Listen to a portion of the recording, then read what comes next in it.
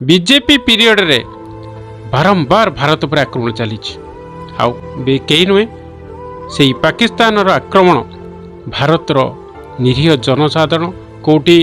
Hotel पर आक्रमण कोटी राजरास्तार आक्रमण कोटी गोटे पर्यटक क्षेत्र में आक्रमण या नहीं भारतर रूपरेख परिवर्तन होबार आवश्यक अच्छी।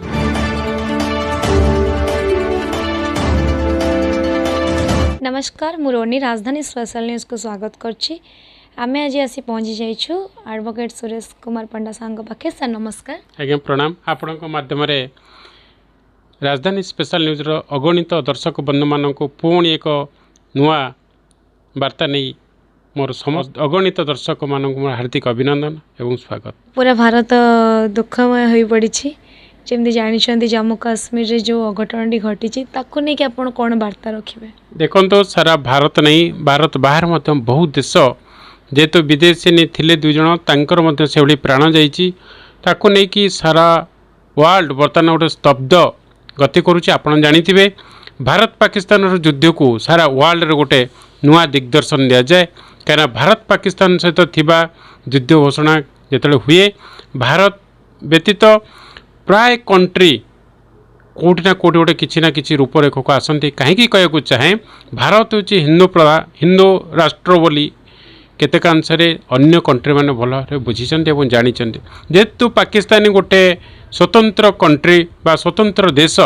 ता सहित जो भारत और पाकिस्तान युद्ध को आसे अन्य केतेक देश उस्कैवाई था अन्य केतेक देश पाकिस्तान को सपोर्ट करुवा स्थले भारत को सपोर्ट करने आगे आसी यह तो इतिहास आप जानते किंतु एबेकार जो घटना घटी निश्चित भाव में एथर अनुमान करा पाकिस्तानी षड्यंत्र कोना कोटी रही कहीं आप जानी निकट भविष्य जितेबाला गोटे व्हाइट हाउस आपणकर भारतर व्हाइट हाउस आक्रमण करागला से जल मध्यम जहाज भासी आसी जहाज आसिकी हठात आक्रमण करते सीटा गोटे व्यवस्था थिला। ये व्यवस्था जगह आपण मैंने देखुवे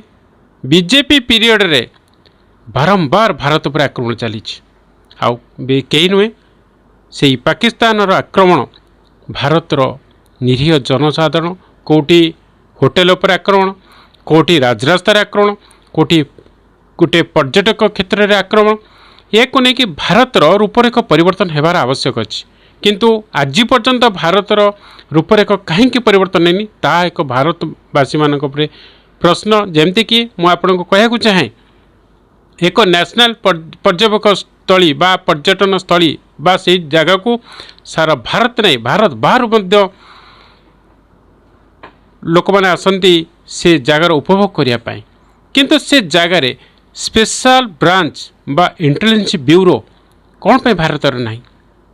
दुखद कथा जो ये सब national tourism area Jote police व्यवस्था सैनिक मानकर व्यवस्था स्पेशल ब्रांच बा इंटेलिजेंस ब्यूरो व्यवस्था सरकार पाखे कौन पे अवहेला आज केंद्र सरकार हूँ बा से राज्य सरकार हूँ उभयंकर कोटि ना कोटि अपारक जोगु कोटि ना कोटि त्रुटि जोगु आज निरीह 28 जन जीवन गला जोटा कि बहुत दुखदायक सारा भारत नहीं सारा विश्व या रूपरेख नहीं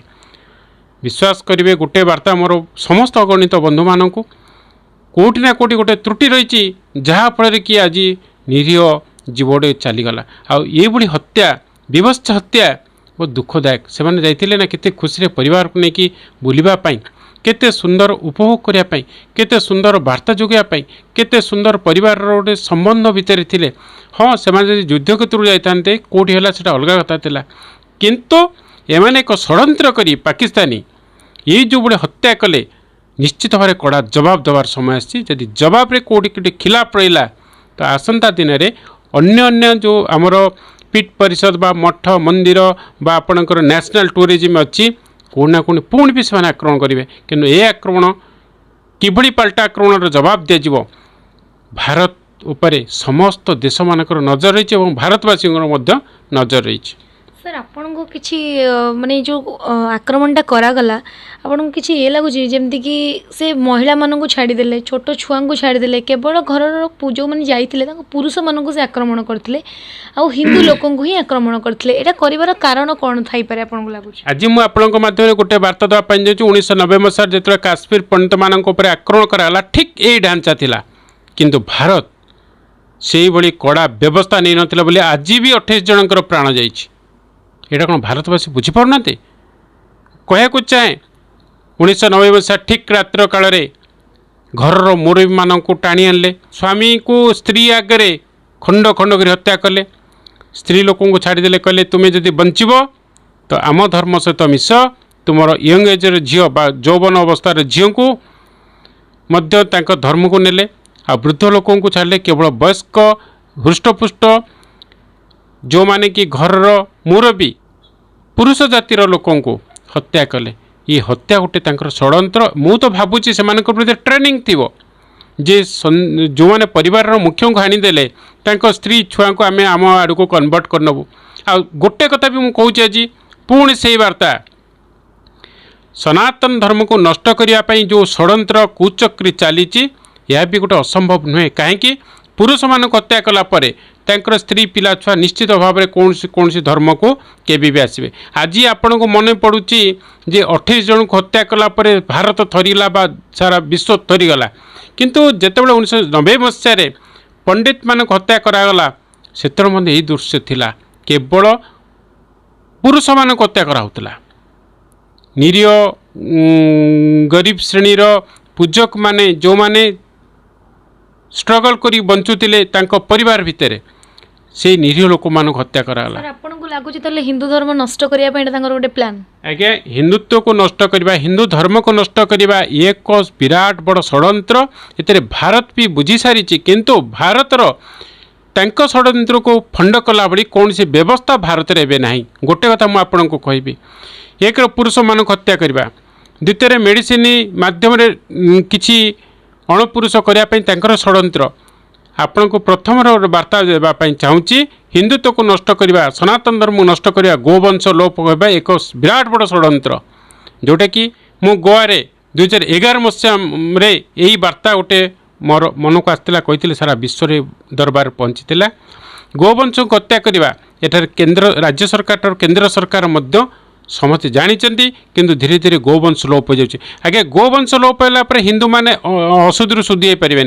तापर निश्चित मुस्लिम हो तो ख्रीष्टान हो तो धर्म को परिवर्तन हे तापर से षड्यंत्र अनुसार खाद्य रोगाक्रांत कर पुरुष मान को नष्ट करेंगे तापर ना तो एमती जबरदस्त जमती एवं आप देखु तो